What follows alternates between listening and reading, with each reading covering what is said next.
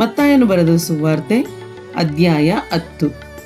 ಆತನು ತನ್ನ 12 ಮಂದಿ ಶಿಷ್ಯರನ್ನು ಹತ್ತರಕ್ಕೆ ಕರೆದು ದೆವ್ವಗಳನ್ನು ಬಿಡಿಸುವುದಕ್ಕೂ ಎಲ್ಲ ಥರದ ರೋಗಗಳನ್ನೂ ಎಲ್ಲ ಥರದ ಬೇನೆಗಳನ್ನೂ ವಾಸಿ ಮಾಡುವುದಕ್ಕೂ ಅವರಿಗೆ ಅಧಿಕಾರ ಕೊಟ್ಟನು.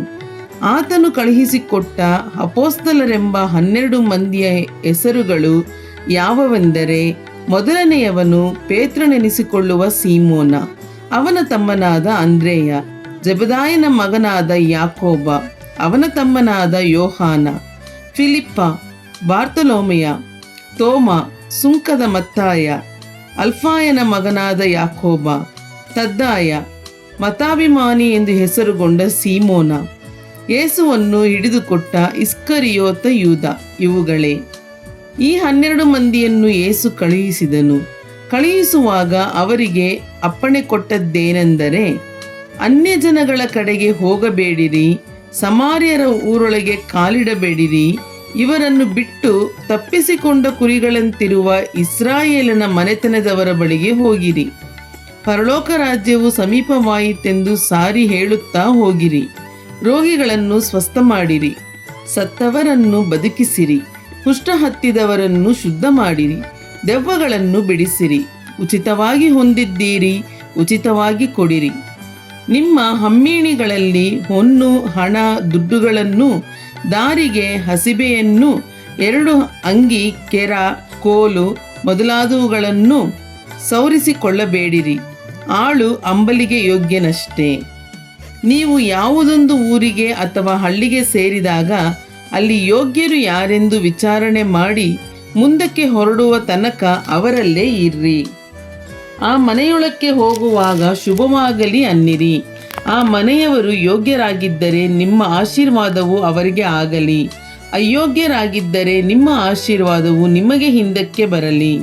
ಯಾರಾದರೂ ನಿಮ್ಮನ್ನು ಸೇರಿಕೊಳ್ಳದೆಯೂ ನಿಮ್ಮ ವಾಕ್ಯಗಳನ್ನು ಕೇಳದೆಯೂ ಹೋದರೆ ನೀವು ಆ ಮನೆಯನ್ನಾಗಲಿ ಆ ಊರನ್ನಾಗಲಿ ಬಿಟ್ಟು ಹೊರಡುವಾಗ ನಿಮ್ಮ ಕಾಲಿಗೆ ಹತ್ತಿದ ಧೂಳನ್ನು ಜಾಡಿಸಿ ಬಿಡಿರಿ. ನ್ಯಾಯ ವಿಚಾರಣೆಯ ದಿವಸದಲ್ಲಿ ಅಂಥ ಊರಿನ ಗತಿಯು ಸೊದೋಮ್ ಗೊಮೋರಗಳ ಸೀಮೆಯ ಗತಿಗಿಂತಲೂ ಕಠಿಣವಾಗಿರುವುದು ಎಂದು ನಿಮಗೆ ಸತ್ಯವಾಗಿ ಹೇಳುತ್ತೇನೆ. ನೋಡಿರಿ, ತೋಳಗಳ ನಡುವೆ ಕುರಿಗಳನ್ನು ಹೋಗಿಸಿದಂತೆ ನಾನು ನಿಮ್ಮನ್ನು ಕಳುಹಿಸಿಕೊಡುತ್ತೇನೆ. ಆದದರಿಂದ ಸರ್ಪಗಳಂತೆ ಜಾಣರೂ ಪಾರಿವಾಳಗಳಂತೆ ನಿಷ್ಕಪಟಿಗಳೂ ಆಗಿರ್ರಿ. ಇದಲ್ಲದೆ ಜನರ ವಿಷಯದಲ್ಲಿ ಎಚ್ಚರಿಕೆಯಾಗಿರ್ರಿ. ಅವರು ನಿಮ್ಮನ್ನು ನ್ಯಾಯ ವಿಚಾರಣೆಯ ಸಭೆಗಳಿಗೆ ಎಳಕೊಂಡು ಹೋಗುವರು. ತಮ್ಮ ಸಭಾಮಂದಿರಗಳಲ್ಲಿ ನಿಮ್ಮನ್ನು ಕೊರಡೆಗಳಿಂದ ಹೊಡೆಯುವರು. ನನ್ನ ನಿಮಿತ್ತವಾಗಿ ನಿಮ್ಮನ್ನು ಅಧಿಪತಿಗಳ ಮುಂದಕ್ಕೂ ಅರಸುಗಳ ಮುಂದಕ್ಕೂ ತೆಗೆದುಕೊಂಡು ಹೋಗುವರು. ಹೀಗೆ ಅವರಿಗೂ ಅನ್ಯಜನಗಳಿಗೂ ಸಾಕ್ಷಿಯಾಗುವುದು. ಆದರೆ ಅವರು ನಿಮ್ಮನ್ನು ಒಪ್ಪಿಸಿಕೊಡುವಾಗ ಹೇಗೆ ಮಾತಾಡಬೇಕು, ಏನು ಹೇಳಬೇಕು ಎಂದು ಚಿಂತೆ ಮಾಡಬೇಡಿರಿ. ಆಡತಕ್ಕ ಮಾತು ಆ ಗಳಿಗೆಯಲ್ಲಿ ನಿಮಗೆ ಸೂಚನೆಯಾಗುವುದು. ಮಾತಾಡುವವರು ನೀವಲ್ಲ, ನಿಮ್ಮ ತಂದೆಯ ಆತ್ಮನೇ ನಿಮ್ಮ ಮುಖಾಂತರವಾಗಿ ಮಾತಾಡುವನು. ಇದಲ್ಲದೆ ಅಣ್ಣನು ತಮ್ಮನನ್ನು, ತಂದೆಯು ಮಗನನ್ನು ಮರಣಕ್ಕೆ ಒಪ್ಪಿಸುವರು. ಮಕ್ಕಳು ಹೆತ್ತವರ ಮೇಲೆ ತಿರುಗಿ ಬಿದ್ದು ಅವರನ್ನು ಕೊಲ್ಲಿಸುವರು. ಮತ್ತು ನನ್ನ ಹೆಸರಿನ ನಿಮಿತ್ತ ನಿಮ್ಮನ್ನು ಎಲ್ಲರೂ ಹಗೆ ಮಾಡುವರು. ಆದರೆ ಕಡೆಯವರೆಗೂ ತಾಳುವವನು ರಕ್ಷಣೆ ಹೊಂದುವನು. ಒಂದು ಊರಲ್ಲಿ ನಿಮ್ಮನ್ನು ಹಿಂಸೆ ಪಡಿಸಿದರೆ ಮತ್ತೊಂದು ಊರಿಗೆ ಓಡಿ ಹೋಗಿರಿ. ಮನುಷ್ಯಕುಮಾರನು ಬರುವಷ್ಟರಲ್ಲಿ ನೀವು ಇಸ್ರಾಯೇಲ್ ಜನರ ಊರುಗಳ ಸಂಚಾರವನ್ನು ತೀರಿಸಿರುವುದಿಲ್ಲವೆಂದು ನಿಮಗೆ ಸತ್ಯವಾಗಿ ಹೇಳುತ್ತೇನೆ. ಗುರುವಿಗಿಂತ ಶಿಷ್ಯನು ದೊಡ್ಡವನಲ್ಲ, ದಣಿಗಿಂತ ಆಳು ದೊಡ್ಡವನಲ್ಲ. ಗುರುವಿನಂತೆ ಆಗುವುದು ಶಿಷ್ಯನಿಗೆ ಸಾಕು, ದಣಿಯಂತೆ ಆಗುವುದು ಆಳಿಗೆ ಸಾಕು. ಅವರು ಮನೆಯ ಯಜಮಾನನಿಗೆ ಬೆಲ್ಜೆಬೂಲನೆಂದು ಹೆಸರಿಟ್ಟ ಮೇಲೆ ಆತನ ಮನೆಯವರನ್ನು ಏನಂದಾರು. ಆದರೂ ಅವರಿಗೆ ಹೆದರಬೇಡಿರಿ. ಮರೆಯಾಗಿರುವ ಯಾವುದೂ ವ್ಯಕ್ತವಾಗದೇ ಇರುವುದಿಲ್ಲ, ಹೊರಪಡದ ರಹಸ್ಯವೂ ಇಲ್ಲ. ನಾನು ಕತ್ತಲಲ್ಲಿ ನಿಮಗೆ ಹೇಳುವುದನ್ನು ನೀವು ಬೆಳಕಿನಲ್ಲಿ ಹೇಳಿರಿ, ಮತ್ತು ಕಿವಿಯಲ್ಲಿ ಕೇಳಿದ್ದನ್ನು ಮಾಳಿಗೆಗಳ ಮೇಲೆ ನಿಂತು ಸಾರಿರಿ. ಇದಲ್ಲದೆ ದೇಹವನ್ನು ಕೊಂದು ಆತ್ಮವನ್ನು ಕೊಲ್ಲಲಾರದವರಿಗೆ ಹೆದರಬೇಡಿರಿ.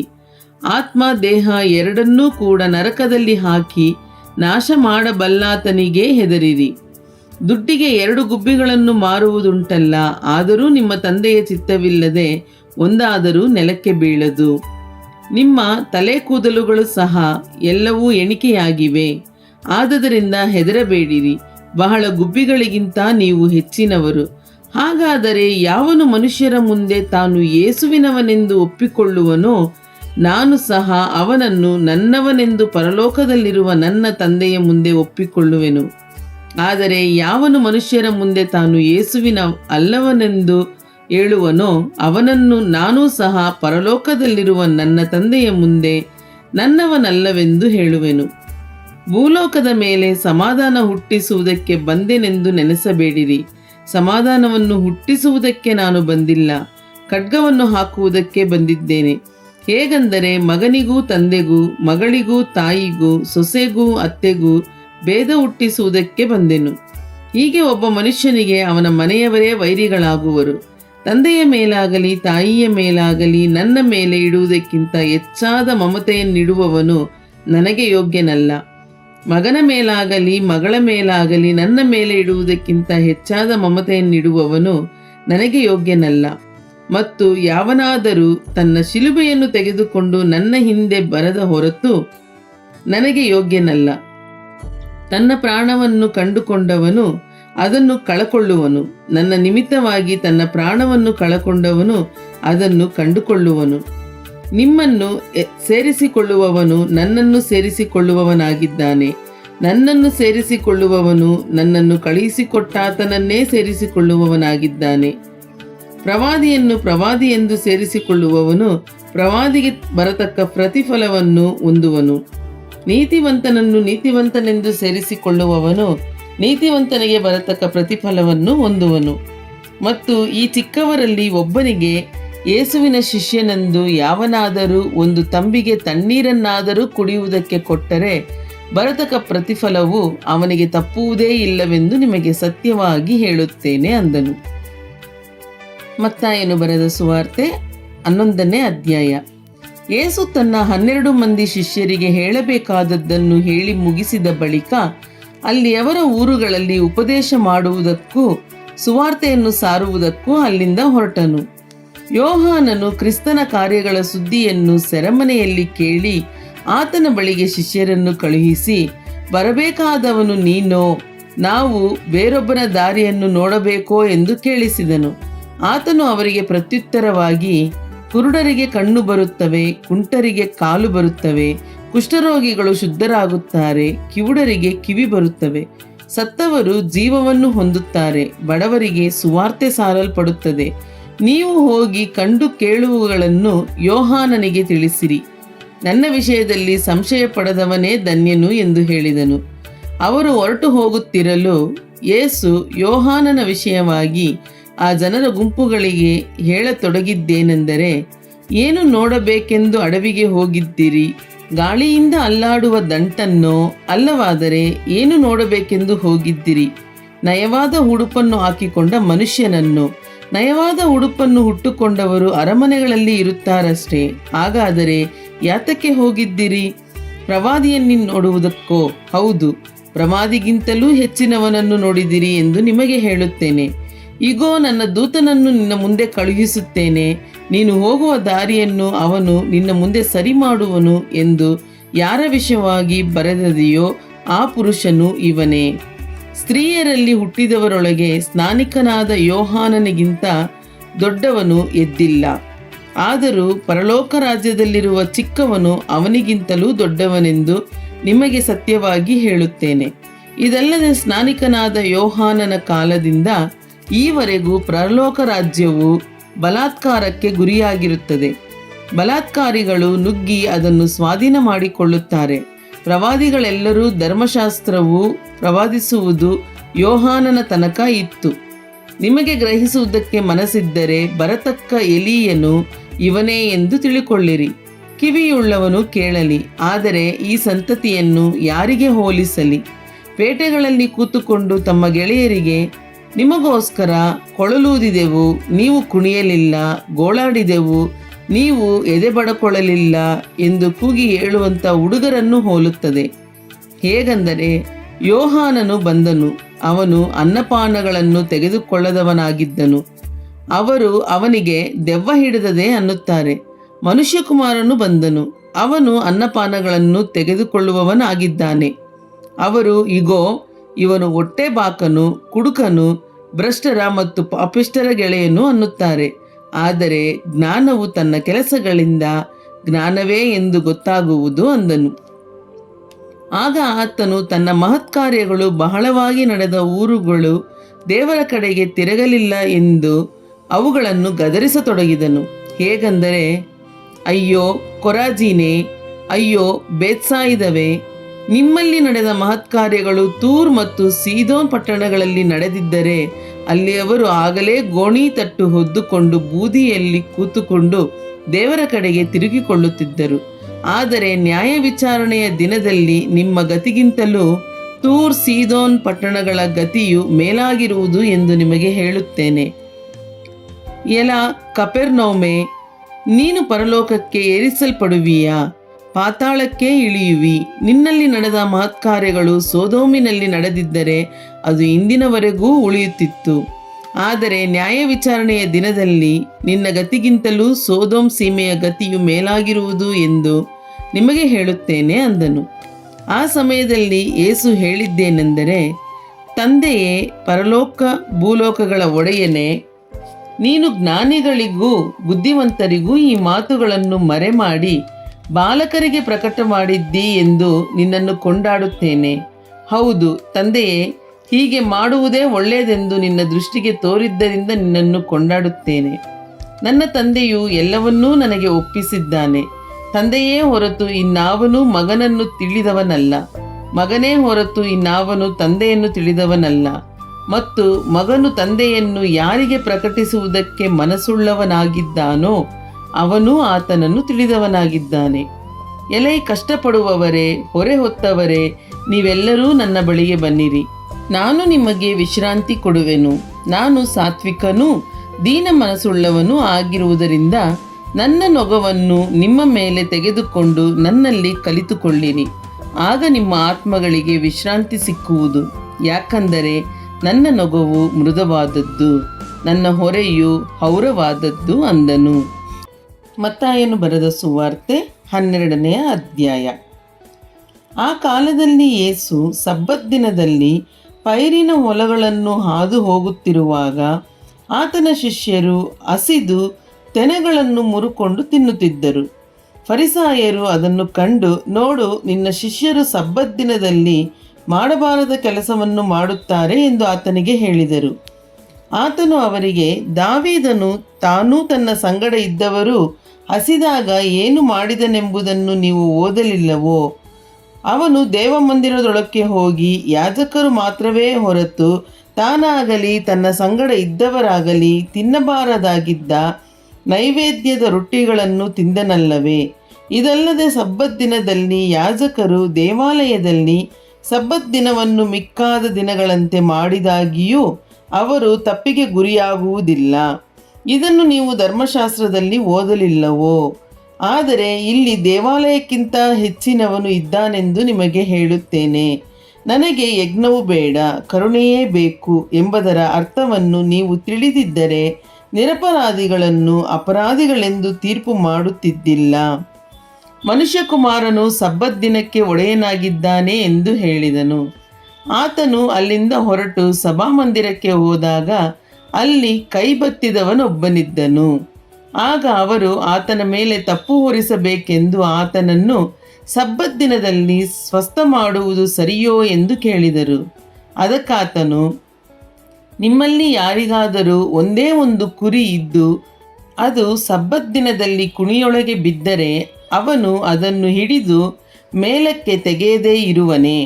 ಕುರಿಗಿಂತ ಮನುಷ್ಯನು ಎಷ್ಟೋ ಹೆಚ್ಚು. ಆದ ಕಾರಣ ಸಬ್ಬತ್ ದಿನದಲ್ಲಿ ಒಳ್ಳೆ ಕೆಲಸ ಮಾಡುವುದು ತಕ್ಕದ್ದೇ ಸರಿ ಎಂದು ಉತ್ತರ ಕೊಟ್ಟು ಆ ಮನುಷ್ಯನಿಗೆ, ನಿನ್ನ ಕೈ ಚಾಚು ಎಂದು ಹೇಳಿದನು. ಅವನು ಚಾಚಿದನು. ಅದು ಸಂಪೂರ್ಣ ವಾಸಿಯಾಗಿ ಮತ್ತೊಂದರ ಹಾಗಾಯಿತು. ಆದರೆ ಫರಿಸಾಯರು ಹೊರಕ್ಕೆ ಹೋಗಿ ಇವನನ್ನು ಯಾವ ಉಪಾಯದಿಂದ ಕೊಲ್ಲೋಣ ಎಂದು ಆತನಿಗೆ ವಿರೋಧವಾಗಿ ಆಲೋಚನೆ ಮಾಡಿಕೊಂಡರು. ಯೇಸು ಅದನ್ನು ತಿಳಿದು ಅಲ್ಲಿಂದ ಹೊರಟು ಹೋದನು. ಅನೇಕರು ಆತನ ಹಿಂದೆ ಹೋದರು. ಆತನು ಅವರೆಲ್ಲರನ್ನೂ ಸ್ವಸ್ಥ ಮಾಡಿ ತಾನು ಇಂಥವನೆಂಬುದಾಗಿ ಯಾರಿಗೂ ಪ್ರಕಟಿಸಬಾರದೆಂದು ಅವರಿಗೆ ಖಂಡಿತವಾಗಿ ಹೇಳಿದೆನು. ಹೀಗೆ ಯೆಶಾಯನೆಂಬ ಪ್ರವಾದಿಯ ಮುಖಾಂತರ ಹೇಳಿಸಿರುವ ಮಾತು ನೆರವೇರಿತು. ಅದೇನೆಂದರೆ, ಇಗೋ ನನ್ನ ಸೇವಕನು, ಈತನನ್ನು ನಾನು ಆರಿಸಿಕೊಂಡೆನು, ಈತನು ನನಗೆ ಇಷ್ಟನು, ನನ್ನ ಪ್ರಾಣಪ್ರಿಯನು, ಈತನಲ್ಲಿ ನನ್ನ ಆತ್ಮವನ್ನು ಇರಿಸುವೆನು. ಈತನು ಅನ್ಯಜನಗಳಿಗೂ ನ್ಯಾಯವಿಧಿಯನ್ನು ಸಾರುವನು. ಈತನು ಜಗಳಾಡುವುದಿಲ್ಲ, ಕೂಗಾಡುವುದಿಲ್ಲ. ಬೀದಿಗಳಲ್ಲಿ ಈತನ ಧ್ವನಿಯು ಯಾರಿಗೂ ಕೇಳಿಸುವುದಿಲ್ಲ. ಜಜ್ಜಿದ ದಂಟನ್ನು ಮುರಿದು ಹಾಕದೆಯೂ ಆರಿಹೋಗುತ್ತಿರುವ ದೀಪವನ್ನು ನಂದಿಸದೆಯೂ ನ್ಯಾಯವನ್ನು ದಿಗ್ವಿಜಯಕ್ಕಾಗಿ ಕಳುಹಿಸಿಕೊಡುವೆನು. ಅನ್ಯಜನರು ಈತನ ಹೆಸರನ್ನು ಕೇಳಿ ನಿರೀಕ್ಷೆಯೆಂದಿರುವರು.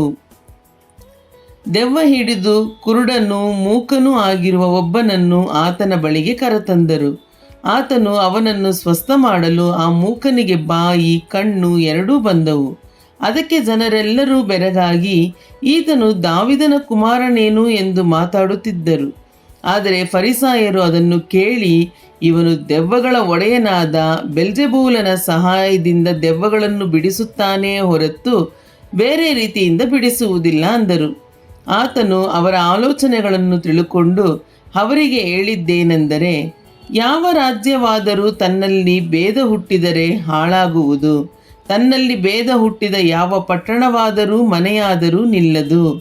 ಅದರಂತೆ ಸೈತಾನನು ಸೈತಾನನನ್ನು ಹೊರಡಿಸಿದರೆ ತನ್ನಲ್ಲಿ ಭೇದ ಹುಟ್ಟಿಸಿಕೊಂಡ ಹಾಗಾಯಿತು. ಹಾಗಾದರೆ ಅವನ ರಾಜ್ಯವು ಹೇಗೆ ಉಳಿದೀತು? ನಾನು ಬೆಲ್ಜೆಬೂಲನ ಬಲದಿಂದ ದೆವ್ವಗಳನ್ನು ಬಿಡಿಸುವುದಾದರೆ ನಿಮ್ಮವರು ಯಾರ ಬಲದಿಂದ ಬಿಡಿಸುತ್ತಾರೆ? ಆದುದರಿಂದ ಅವರೇ ನಿಮಗೆ ನ್ಯಾಯ ತೀರಿಸುವವರಾಗುವರು. ನಾನು ದೇವರ ಆತ್ಮನ ಬಲದಿಂದಲೇ ದೆವ್ವಗಳನ್ನು ಬಿಡಿಸುವುದಾದರೆ ದೇವರ ರಾಜ್ಯವು ನಿಮ್ಮ ಹತ್ತಿರಕ್ಕೆ ಬಂತಲ್ಲ. ಇದಲ್ಲದೆ ಒಬ್ಬನು ಮೊದಲು ಬಲಿಷ್ಠನನ್ನು ಕಟ್ಟಿ ಹಾಕದೆ ಆ ಬಲಿಷ್ಠನ ಮನೆಯನ್ನು ಹೊಕ್ಕು ಅವನ ಸೊತ್ತನ್ನು ಸುಲುಕೊಳ್ಳುವುದು ಹೇಗೆ? ಕಟ್ಟಿ ಹಾಕಿದ ಮೇಲೆ ಅವನ ಮನೆಯನ್ನು ಸುಲುಕೊಂಡಾನು. ನನ್ನ ಪಕ್ಷ ಹಿಡಿಯದವನು ನನಗೆ ವಿರೋಧಿ, ನನ್ನ ಜೊತೆಯಲ್ಲಿ ಒಟ್ಟುಗೂಡಿಸದವನು ಚದರಿಸುವವನಾಗುತ್ತಾನೆ. ಆದ ಕಾರಣ ನಿಮಗೆ ಹೇಳುತ್ತೇನೆ, ಮನುಷ್ಯರು ಮಾಡುವ ಪ್ರತಿಯೊಂದು ಪಾಪಕ್ಕೂ ದೂಷಣೆಗೂ ಕ್ಷಮಾಪಣೆ ಉಂಟಾಗುವುದು, ಆದರೆ ಪವಿತ್ರಾತ್ಮ ದೂಷಣೆಗೆ ಕ್ಷಮಾಪಣೆ ಇಲ್ಲ. ಯಾವನಾದರೂ ಮನುಷ್ಯಕುಮಾರನಿಗೆ ವಿರೋಧವಾಗಿ ಮಾತಾಡಿದರೆ ಅದು ಅವನಿಗೆ ಕ್ಷಮಿಸಲ್ಪಡುವುದು. ಪವಿತ್ರಾತ್ಮನಿಗೆ ವಿರೋಧವಾಗಿ ಮಾತಾಡಿದರೆ ಅವನಿಗೆ ಇಹದಲ್ಲಾಗಲಿ ಪರದಲ್ಲಾಗಲಿ ಕ್ಷಮಿಸಲ್ಪಡುವುದಿಲ್ಲ. ಮರ ಒಳ್ಳೆಯದೆಂದರೆ ಅದರ ಫಲವೂ ಒಳ್ಳೆಯದನ್ನಿರಿ, ಮರ ಹುಳುಕು ಅಂದರೆ ಅದರ ಫಲವೂ ಹುಳುಕು ಅನ್ನಿರಿ. ಫಲದಿಂದಲೇ ಮರದ ಗುಣವು ಗೊತ್ತಾಗುವುದು. ಸರ್ಪಜಾತಿಯವರೇ, ನೀವು ಕೆಟ್ಟವರಾಗಿರಲಾಗಿ ಒಳ್ಳೆಯ ಮಾತುಗಳನ್ನಾಡುವುದಕ್ಕೆ ನಿಮ್ಮಿಂದ ಹೇಗಾಯಿತು? ಹೃದಯದಲ್ಲಿ ತುಂಬಿರುವುದೇ ಬಾಯಲ್ಲಿ ಹೊರಡುವುದು. ಒಳ್ಳೆಯವನು ತನ್ನ ಒಳ್ಳೆಯ ಬೊಕ್ಕಸದೊಳಗಿಂದ ಒಳ್ಳೆಯ ವಸ್ತುಗಳನ್ನು ತೆಗೆಯುತ್ತಾನೆ, ಕೆಟ್ಟವನು ಕೆಟ್ಟ ಬೊಕ್ಕಸದೊಳಗಿಂದ ಕೆಟ್ಟ ವಸ್ತುಗಳನ್ನು ತೆಗೆಯುತ್ತಾನೆ. ಇದಲ್ಲದೆ ನಾನು ನಿಮಗೆ ಹೇಳುವುದೇನೆಂದರೆ, ಮನುಷ್ಯರು ಸುಮ್ಮನೆ ಆಡುವ ಪ್ರತಿಯೊಂದು ಮಾತಿನ ವಿಷಯವಾಗಿ ನ್ಯಾಯ ವಿಚಾರಣೆಯ ದಿನದಲ್ಲಿ ಉತ್ತರ ಕೊಡಬೇಕು. ನಿನ್ನ ಮಾತುಗಳಿಂದಲೇ ನೀತಿವಂತನೆಂದು ತೀರ್ಪು ಹೊಂದುವಿ, ನಿನ್ನ ಮಾತುಗಳಿಂದಲೇ ಅಪರಾಧಿ ಎಂದು ತೀರ್ಪು ಹೊಂದುವಿ ಅಂದನು. ಆಗ ಶಾಸ್ತ್ರಿಗಳಲ್ಲಿಯೂ ಫರಿಸಾಯರಲ್ಲಿಯೂ ಕೆಲವರು, ಬೋಧಕನೇ, ನಿನ್ನಿಂದಾಗುವ ಒಂದು ಸೂಚಕ ಕಾರ್ಯವನ್ನು ನೋಡಬೇಕೆಂದು ನನಗೆ ಅಪೇಕ್ಷೆಯಿದೆ ಎಂದು ಆತನನ್ನು ಕೇಳಲಾಗಿ, ಆತನು ಅವರಿಗೆ ಉತ್ತರ ಕೊಟ್ಟದ್ದೇನೆಂದರೆ, ವ್ಯಭಿಚಾರಣೆಯಂತಿರುವ ಈ ಕೆಟ್ಟ ಸಂತತಿಯು ಸೂಚಕ ಕಾರ್ಯವನ್ನು ನೋಡಬೇಕೆಂದು ಅಪೇಕ್ಷಿಸುತ್ತದೆ. ಆದರೆ ಯೋನನೆಂಬ ಪ್ರವಾದಿಯಲ್ಲಿ ಆದ ಸೂಚಕ ಕಾರ್ಯವೇ ಹೊರತು ಬೇರೆ ಯಾವುದೂ ಇದಕ್ಕೆ ಸಿಕ್ಕುವುದಿಲ್ಲ. ಅಂದರೆ ಯೋನನು ಹೇಗೆ 3 ದಿನ ರಾತ್ರಿ ಹಗಲು ದೊಡ್ಡ ಮೀನಿನ ಹೊಟ್ಟೆಯೊಳಗೆ ಇದ್ದನೋ, ಹಾಗೆಯೇ ಮನುಷ್ಯಕುಮಾರನು 3 ದಿನ ರಾತ್ರಿ ಹಗಲು ಭೂಗರ್ಭದೊಳಗೆ ಇರುವನು. ನ್ಯಾಯ ವಿಚಾರಣೆಯಲ್ಲಿ ನಿನಿವೆ ಪಟ್ಟಣದವರು ಈ ಸಂತತಿಯವರೊಂದಿಗೆ ನಿಂತು ಇವರನ್ನು ಅಪರಾಧಿಗಳೆಂದು ಹೇಳುವರು. ಅವರು ಯೋನನು ಸಾರಿದ ವಾಕ್ಯವನ್ನು ಕೇಳಿ ದೇವರ ಕಡೆಗೆ ತಿರುಗಿಕೊಂಡರು. ಆದರೆ ಇಲ್ಲಿ ಯೋನನಿಗಿಂತಲೂ ಹೆಚ್ಚಿನವನಿದ್ದಾನೆ. ದಕ್ಷಿಣ ದೇಶದ ರಾಣಿಯು ನ್ಯಾಯ ವಿಚಾರಣೆಯಲ್ಲಿ ಈ ಸಂತತಿಯವರೊಂದಿಗೆ ಎದ್ದು ನಿಂತು ಇವರನ್ನು ಅಪರಾಧಿಗಳೆಂದು ಹೇಳುವಳು. ಆಕೆಯು ಸೊಲೊಮೋನನ ಜ್ಞಾನವನ್ನು ತಿಳುಕೊಳ್ಳುವುದಕ್ಕೆ ಭೂಮಿಯ ಕಟ್ಟಕಡೆಯಿಂದ ಬಂದಳು. ಆದರೆ ಇಲ್ಲಿ ಸೊಲೊಮೋನನಿಗಿಂತಲೂ ಹೆಚ್ಚಿನವನಿದ್ದಾನೆ. ದೆವ್ವವು ಮನುಷ್ಯನನ್ನು ಬಿಟ್ಟು ಹೋದ ಮೇಲೆ ವಿಶ್ರಾಂತಿಯನ್ನು ಹುಡುಕುತ್ತಾ ನೀರಿಲ್ಲದ ಸ್ಥಳಗಳಲ್ಲಿ ತಿರುಗಾಡುತ್ತದೆ. ವಿಶ್ರಾಂತಿ ಸಿಕ್ಕದ ಕಾರಣ ಅದು ನಾನು ಬಿಟ್ಟು ಬಂದ ನನ್ನ ಮನೆಗೆ ತಿರುಗಿ ಹೋಗುತ್ತೇನೆ ಅಂದುಕೊಂಡು ಬಂದು ಆ ಮನೆ ಒಕ್ಕಲಿಲ್ಲದ್ದು, ಗುಡಿಸಿ ಅಲಂಕರಿಸಿದ್ದೂ ಆಗಿರುವುದನ್ನು ಕಂಡು ಹೊರಟು ಹೋಗಿ ತನಗಿಂತ ಕೆಟ್ಟವುಗಳಾದ ಬೇರೆ 7 ದೆವ್ವಗಳನ್ನು ತನ್ನೊಂದಿಗೆ ಕರಕೊಂಡು ಬರುವುದು. ಅವು ಹೊಳಹೊಕ್ಕು ಅಲ್ಲಿ ವಾಸ ಮಾಡುವವು. ಆಗ ಆ ಮನುಷ್ಯನ ಅಂತ್ಯಸ್ಥಿತಿಯು ಮೊದಲಿಗಿಂತ ಕೆಟ್ಟದ್ದಾಗುವುದು. ಇದರಂತೆಯೇ ಈ ಕೆಟ್ಟ ಸಂತತಿಗೆ ಆಗುವುದು ಎಂದನು.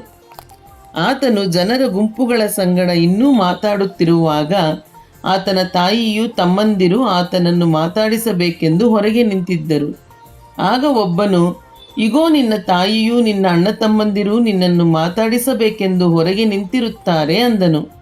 ಅದಕ್ಕಾತನು ಆ ಮಾತು ಹೇಳಿದವನಿಗೆ, ನನಗೆ ತಾಯಿ ಯಾರು, ನನ್ನ ಅಣ್ಣ ತಮ್ಮಂದಿರು ಯಾರು ಎಂದು ಹೇಳಿ ಶಿಷ್ಯರ ಕಡೆಗೆ ಕೈ ತೋರಿಸಿ, ಇಗೋ ನನ್ನ ತಾಯಿ, ನನ್ನ ಅಣ್ಣ ತಮ್ಮಂದಿರು, ಪರಲೋಕದಲ್ಲಿರುವ ನನ್ನ ತಂದೆಯ ಚಿತ್ತದಂತೆ ನಡೆಯುವವನೇ ನನಗೆ ತಮ್ಮನೂ ತಂಗಿಯೂ ತಾಯಿಯೂ ಆಗಬೇಕು ಅಂದನು.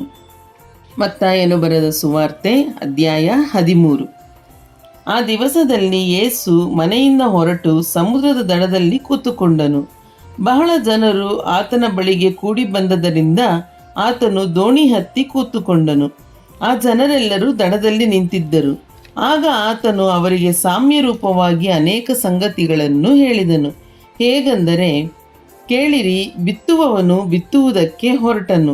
ಅವನು ಬಿತ್ತುವಾಗ ಕೆಲವು ಬೀಜ ದಾರಿಯ ಮಗ್ಗುಲಲ್ಲಿ ಬಿದ್ದವು. ಹಕ್ಕಿಗಳು ಬಂದು ಅವುಗಳನ್ನು ತಿಂದುಬಿಟ್ಟವು. ಕೆಲವು ಬೀಜ ಬಹಳ ಮಣ್ಣಿಲ್ಲದ ಬಂಡೆಯ ನೆಲದಲ್ಲಿ ಬಿದ್ದವು. ಅಲ್ಲಿ ಮಣ್ಣು ತೆಳ್ಳಗಿದ್ದರಿಂದ ಅವು ಬೇಗ ಮೊಳಿತವು. ಆದರೆ ಬಿಸಿಲೇರಿದಾಗ ಬಾಡಿ ಬೇರಿಲ್ಲದ ಕಾರಣ ಒಣಗಿ ಹೋದವು. ಮತ್ತೆ ಕೆಲವು ಬೀಜ ಮುಳ್ಳುಗಿಡಗಳಲ್ಲಿ ಬಿದ್ದವು. ಮುಳ್ಳುಗಿಡಗಳು ಬೆಳೆದು ಅವುಗಳನ್ನು ಅಡಗಿಸಿಬಿಟ್ಟವು. ಇನ್ನು ಕೆಲವು ಒಳ್ಳೆಯ ನೆಲದಲ್ಲಿ ಬಿದ್ದು, ಒಂದು 100ರಷ್ಟು, ಒಂದು 60ರಷ್ಟು, ಒಂದು 30ರಷ್ಟು ಫಲವನ್ನು ಕೊಟ್ಟವು. ಕಿವಿಯುಳ್ಳವನು ಕೇಳಲಿ ಅಂದನು. ತರುವಾಯ ಆತನ ಶಿಷ್ಯರು ಬಂದು, ಯಾಕೆ ಸಾಮ್ಯರೂಪವಾಗಿ ಅವರ ಸಂಗಡ ಮಾತಾಡುತ್ತೀ ಎಂದು ಕೇಳಿದರು. ಅದಕ್ಕಾತನು ಅವರಿಗೆ, ಪರಲೋಕ ರಾಜ್ಯದ ಗುಟ್ಟುಗಳನ್ನು ತಿಳಿಯುವ ವರವು ನಿಮಗೆ ಕೊಟ್ಟದೆ, ಅವರಿಗೆ ಕೊಟ್ಟಿಲ್ಲ. ಯಾಕಂದರೆ ಇದ್ದವನಿಗೆ ಕೊಡಲ್ಪಡುವುದು, ಅವನಿಗೆ ಮತ್ತೂ ಹೆಚ್ಚಾಗುವುದು. ಇಲ್ಲದವನ ಕಡೆಯಿಂದ ಇದ್ದದ್ದು ತೆಗೆಯಲ್ಪಡುವುದು. ನಾನು ಅವರ ಸಂಗಡ ಸಾಮ್ಯರೂಪವಾಗಿ ಮಾತಾಡುವುದಕ್ಕೆ ಕಾರಣವೇನೆಂದರೆ, ಅವರಿಗೆ ಕಣ್ಣಿದ್ದರೂ ಕಾಣುವುದಿಲ್ಲ, ಕಿವಿಯಿದ್ದರೂ ಕೇಳುವುದಿಲ್ಲ ಮತ್ತು ತಿಳುಕೊಳ್ಳುವುದಿಲ್ಲ. ಯೆಶಾಯನು ಹೇಳಿದ ಪ್ರವಾದನೆಯು ಅವರಲ್ಲಿ ನೆರವೇರುತ್ತದೆ. ಅದೇನೆಂದರೆ, ನೀವು ಕಿವಿಯಿದ್ದು ಕೇಳಿದರೂ ತಿಳಿದುಕೊಳ್ಳುವುದೇ ಇಲ್ಲ, ಕಣ್ಣಿದ್ದು ನೋಡಿದರೂ ಕಾಣುವುದೇ ಇಲ್ಲ. ಈ ಜನರ ಹೃದಯವು ಕೊಬ್ಬಿತು, ಇವರ ಕಿವಿ ಮಂದವಾಯಿತು. ಇವರು ಕಣ್ಣು ಮುಚ್ಚಿಕೊಂಡಿದ್ದಾರೆ. ತಾವು ಕಣ್ಣಿನಿಂದ ಕಂಡು, ಕಿವಿಯಿಂದ ಕೇಳಿ, ಹೃದಯದಿಂದ ತಿಳಿದು ನನ್ನ ಕಡೆಗೆ ತಿರುಗಿಕೊಂಡು ನನ್ನಿಂದ ಸ್ವಸ್ಥತೆಯನ್ನು ಹೇಗೂ ಹೊಂದಬಾರದೆಂದು ಮಾಡಿಕೊಂಡಿದ್ದಾರೆ ಎಂಬುದು. ಆದರೆ ನಿಮ್ಮ ಕಣ್ಣು ಕಾಣುತ್ತದೆ, ನಿಮ್ಮ ಕಿವಿ ಕೇಳುತ್ತವೆ. ಆದದರಿಂದ ನೀವು ಧನ್ಯರು. ನಿಮಗೆ ಸತ್ಯವಾಗಿ ಹೇಳುತ್ತೇನೆ, ನೀವು ನೋಡುತ್ತಿರುವ ಕಾರ್ಯಗಳನ್ನು ಬಹುಮಂದಿ ಪ್ರವಾದಿಗಳು, ಸತ್ಪುರುಷರು ನೋಡಬೇಕೆಂದು ಅಪೇಕ್ಷಿಸಿದರೂ ನೋಡಲಿಲ್ಲ. ನೀವು ಕೇಳುತ್ತಿರುವ ಸಂಗತಿಗಳನ್ನು ಅವರು ಕೇಳಬೇಕೆಂದು ಅಪೇಕ್ಷಿಸಿದರೂ ಕೇಳಲಿಲ್ಲ. ಬಿತ್ತುವವನ ವಿಷಯವಾದ ಸಾಮ್ಯದ ಅರ್ಥವನ್ನು ಕೇಳಿರಿ. ಯಾವನಾದರೂ ಪರಲೋಕ ರಾಜ್ಯದ ವಾಕ್ಯವನ್ನು ಕೇಳಿ ತಿಳುಕೊಳ್ಳದೆ ಇರುವಲ್ಲಿ ಸೈತಾನನು ಬಂದು ಆ ಮನುಷ್ಯನ ಮನಸ್ಸಿನಲ್ಲಿ ಬಿತ್ತಿದ್ದನ್ನು ತೆಗೆದುಹಾಕುತ್ತಾನೆ. ಈ ಮನುಷ್ಯನೇ ಬೀಜ ಬಿದ್ದ ದಾರಿ ಮಗ್ಗುಲಾಗಿರುವವನು. ಒಬ್ಬನು ವಾಕ್ಯವನ್ನು ಕೇಳಿದ ಕೂಡಲೇ ಸಂತೋಷದಿಂದ ಅದನ್ನು ಸ್ವೀಕರಿಸುತ್ತಾನೆ. ತನಗೆ ಬೇರಿಲ್ಲದ ಕಾರಣ ಇವನು ಸ್ವಲ್ಪ ಕಾಲ ಮಾತ್ರವೇ ಇದ್ದು ಆ ವಾಕ್ಯದ ನಿಮಿತ್ತವಾಗಿ ಸಂಕಟವಾಗಲಿ ಹಿಂಸೆಯಾಗಲಿ ಬಂದರೆ ಬೇಗ ಎಡವಿ ಬೀಳುತ್ತಾನೆ. ಇವನೇ ಬೀಜ ಬಿದ್ದ ಬಂಡೆಯ ನೆಲವಾಗಿರುವವನು. ಒಬ್ಬನು ವಾಕ್ಯವನ್ನು ಕೇಳಿದಾಗ್ಯೂ ಪ್ರಪಂಚದ ಚಿಂತೆಯೂ ಐಶ್ವರ್ಯದಿಂದುಂಟಾಗುವ ಮೋಸವು ಆ ವಾಕ್ಯವನ್ನು ಅಡಗಿಸಿ ಬಿಡುವುದರಿಂದ ಫಲವನ್ನು ಕೊಡದೇ ಇರುತ್ತಾನೆ. ಇವನೇ ಮುಳ್ಳುಗಿಡಗಳಲ್ಲಿ ಬೀಜ ಬಿದ್ದ ನೆಲವಾಗಿರುವವನು. ಒಬ್ಬನು ವಾಕ್ಯವನ್ನು ಕೇಳಿ ತಿಳುಕೊಂಡು ಫಲವಂತನಾಗಿ 100ರಷ್ಟಾಗಲಿ 60ರಷ್ಟಾಗಲಿ 30ರಷ್ಟಾಗಲಿ ಫಲವನ್ನು ಕೊಡುತ್ತಾನೆ. ಇವನೇ ಒಳ್ಳೆಯ ನೆಲವಾಗಿರುವವನು ಎಂದು ಹೇಳಿದನು. ಆತನು ಮತ್ತೊಂದು ಸಾಮ್ಯವನ್ನು ಅವರಿಗೆ ಹೇಳಿದನು. ಅದೇನೆಂದರೆ, ಪರಲೋಕ ರಾಜ್ಯವು ಒಳ್ಳೆಯ ಬೀಜವನ್ನು ತನ್ನ ಹೊಲದಲ್ಲಿ ಬಿತ್ತಿದ ಒಬ್ಬ ಮನುಷ್ಯನಿಗೆ ಹೋಲಿಕೆಯಾಗಿದೆ. ಆದರೆ ಜನರು ನಿದ್ರೆ ಮಾಡುವ ಕಾಲದಲ್ಲಿ ಅವನ ವೈರಿಯು ಬಂದು ಗೋಧಿಯ ನಡುವೆ ಹಣಜಿ ಬಿತ್ತಿ ಹೋದನು. ಗೋಧಿಯು ಬೆಳೆದು ಫಲಕ್ಕೆ ಬಂದಾಗ ಹಣಜಿ ಸಹ ಕಾಣಬಂತು. ಆಗ ಯಜಮಾನನ ಆಳುಗಳು ಅವನ ಬಳಿಗೆ ಬಂದು, ಅಯ್ಯ, ನೀನು ನಿನ್ನ ಹೊಲದಲ್ಲಿ ಒಳ್ಳೆಯ ಬೀಜ ಬಿತ್ತಿದೆಯಲ್ಲ, ಹಣಜಿ ಎಲ್ಲಿಂದ ಬಂತು ಎಂದು ಕೇಳಲು ಅವನು, ಇದು ಒಬ್ಬ ವೈರಿ ಮಾಡಿದ ಕೆಲಸ ಅನ್ನಲಾಗಿ ಆಳುಗಳು ಅವನನ್ನು, ಹಾಗಾದರೆ ನಾವು ಅದನ್ನು ಆರಿಸಿ ತೆಗೆಯೋಣ ಎಂದು ಕೇಳಲು ಅವನು, ಬೇಡ, ಹಣಜಿಯನ್ನು ಆರಿಸಿ ತೆಗೆಯುವಾಗ ಅದರ ಸಂಗಡ ಗೋಧಿಯನ್ನೆಲ್ಲಾದರೂ ಕಿತ್ತೀರಿ. ಸುಗ್ಗಿ ಕಾಲದ ತನಕ ಎರಡೂ ಕೂಡ ಬೆಳೆಯಲಿ. ಸುಗ್ಗಿ ಕಾಲದಲ್ಲಿ ನಾನು ಕೊಯ್ಯುವವರಿಗೆ ಮೊದಲು ಹಣಜಿಯನ್ನು ಆರಿಸಿ ತೆಗೆದು ಅದನ್ನು ಸುಡುವುದಕ್ಕೆ ಒರೆ ಕಟ್ಟಿ ಹಾಕಿ ಗೋಧಿಯನ್ನು ನನ್ನ ಕಣಜಕ್ಕೆ ತುಂಬಿರಿ ಎಂದು ಹೇಳುವೆನು ಅಂದನು. ಆತನು ಮತ್ತೊಂದು ಸಾಮ್ಯವನ್ನು ಅವರಿಗೆ ಹೇಳಿದನು. ಅದೇನೆಂದರೆ, ಪರಲೋಕ ರಾಜ್ಯವು ಸಾಸಿವೆ ಕಾಳಿಗೆ ಹೋಲಿಕೆಯಾಗಿದೆ. ಒಬ್ಬ ಮನುಷ್ಯನು ಅದನ್ನು ತೆಗೆದುಕೊಂಡು ಹೋಗಿ ತನ್ನ ಹೊಲದಲ್ಲಿ ಬಿತ್ತಿದನು. ಅದು ಎಲ್ಲ ಬೀಜಗಳಿಗಿಂತಲೂ ಸಣ್ಣದಾಗಿದೆ. ಬೆಳೆದ ಮೇಲೆ ಕಾಯಿ ಪಲ್ಯದ ಗಿಡಗಳಿಗಿಂತ ದೊಡ್ಡದಾಗಿ ಮರವಾಗುತ್ತದೆ. ಆಕಾಶದಲ್ಲಿ ಹಾರಾಡುವ ಪಕ್ಷಿಗಳು ಬಂದು ಅದರ ಕೊಂಬೆಗಳಲ್ಲಿ ವಾಸ ಮಾಡುತ್ತವೆ. ಮತ್ತೊಂದು ಸಾಮ್ಯವನ್ನು ಅವರಿಗೆ ಹೇಳಿದನು. ಅದೇನೆಂದರೆ, ಪರಲೋಕ ರಾಜ್ಯವು ಹುಳಿ ಹಿಟ್ಟಿಗೆ ಹೋಲಿಕೆಯಾಗಿದೆ. ಅದನ್ನು ಒಬ್ಬ ಹೆಂಗಸು ತಕ್ಕೊಂಡು 3 ಸೇರು ಹಿಟ್ಟಿನಲ್ಲಿ ಕಲಿಸಿಡಲು ಆ ಹಿಟ್ಟೆಲ್ಲ ಹುಳಿಯಾಯಿತು. ಯೇಸು ಈ ಮಾತುಗಳನ್ನೆಲ್ಲ ಜನರ ಗುಂಪುಗಳಿಗೆ ಸಾಮ್ಯ ರೂಪವಾಗಿ ಹೇಳಿದನು. ಸಾಮ್ಯವಿಲ್ಲದೆ ಒಂದನ್ನೂ ಹೇಳಲಿಲ್ಲ. ಹೀಗೆ ನಾನು ಬಾಯಿದೆರೆದು ಸಾಮ್ಯ ರೂಪವಾಗಿ ಉಪದೇಶಿಸುವೆನು, ಲೋಕಾದಿಯಿಂದ ಮರೆಯಾಗಿದ್ದವುಗಳನ್ನು ಹೊರಪಡಿಸುವೆನು ಎಂದು ಒಬ್ಬ ಪ್ರವಾದಿಯ ಮುಖಾಂತರ ನುಡಿದ ಮಾತು ನೆರವೇರಿತು. ಆಗ ಯೇಸು ಜನರನ್ನು ಬಿಟ್ಟು ಮನೆಗೆ ಹೋದ ಮೇಲೆ ಆತನ ಶಿಷ್ಯರು ಬಂದು, ಹೊಲದಲ್ಲಿಯ ಅಣಜಿಯ ಸಾಮ್ಯದ ಅರ್ಥವನ್ನು ನಮಗೆ ಹೇಳು ಅಂದರು. ಅದಕ್ಕಾತನು, ಒಳ್ಳೆಯ ಬೀಜವನ್ನು ಬಿತ್ತುವವನೆಂದರೆ ಮನುಷ್ಯಕುಮಾರನು, ಹೊಲವೆಂದರೆ ಈ ಲೋಕ, ಒಳ್ಳೆಯ ಬೀಜವೆಂದರೆ ಪರಲೋಕ ರಾಜ್ಯದವರು, ಅಣಜಿ ಎಂದರೆ ಸೈತಾನನವರು, ಅದನ್ನು ಬಿತ್ತುವ ವೈರಿ ಎಂದರೆ ಸೈತಾನನು. ಸುಗ್ಗಿ ಕಾಲ ಅಂದರೆ ಯುಗದ ಸಮಾಪ್ತಿ, ಕೊಯ್ಯುವವರು ಅಂದರೆ ದೇವದೂತರು. ಹೀಗಿರಲಾಗಿ ಹೇಗೆ ಅಣಜಿಯನ್ನು ಆರಿಸಿ ತೆಗೆದು ಸುಟ್ಟು ಬಿಡುತ್ತಾರೋ ಹಾಗೆಯೇ ಯುಗದ ಸಮಾಪ್ತಿಯಲ್ಲಿ ನಡೆಯುವುದು. ಮನುಷ್ಯ ಕುಮಾರನು ತನ್ನ ದೂತರನ್ನು ಕಳುಹಿಸುವನು. ಅವರು ಆತನ ರಾಜ್ಯದೊಳಗಿಂದ ಎಲ್ಲ ಕಂಟಕರನ್ನು ಅಧರ್ಮಿಗಳನ್ನು ಕೂಡಿಸಿ ಬೆಂಕಿ ಕೊಂಡದಲ್ಲಿ ಹಾಕುವರು. ಅಲ್ಲಿ ಗೋಳಾಟವು, ಕಟಕಟನೆ, ಹಲ್ಲು ಕಡಿಯೋಣವೂ ಇರುವವು. ಆಗ ನೀತಿವಂತರು ತಮ್ಮ ತಂದೆಯ ರಾಜ್ಯದಲ್ಲಿ ಸೂರ್ಯನಂತೆ ಪ್ರಕಾಶಿಸುವರು. ಕಿವಿಯುಳ್ಳವನು ಕೇಳಲಿ ಅಂದನು. ಪರಲೋಕ ರಾಜ್ಯವು ಹೊಲದಲ್ಲಿ ಹೂಳಿಟ್ಟ ದ್ರವ್ಯಕ್ಕೆ ಹೋಲಿಕೆಯಾಗಿದೆ. ಒಬ್ಬನು ಅದನ್ನು ಕಂಡುಕೊಂಡು ಮುಚ್ಚಿಬಿಟ್ಟು ಅದರಿಂದಾದ ಸಂತೋಷದಿಂದ ತನ್ನ ಬದುಕನ್ನೆಲ್ಲ ಮಾರಿ ಆ ಹೊಲವನ್ನು ಕೊಂಡುಕೊಂಡನು. ಮತ್ತು ಪರಲೋಕ ರಾಜ್ಯವು ಉತ್ತಮವಾದ ಮುತ್ತುಗಳನ್ನು ಹುಡುಕುವ ವ್ಯಾಪಾರಸ್ಥನಿಗೆ ಹೋಲಿಕೆಯಾಗಿದೆ.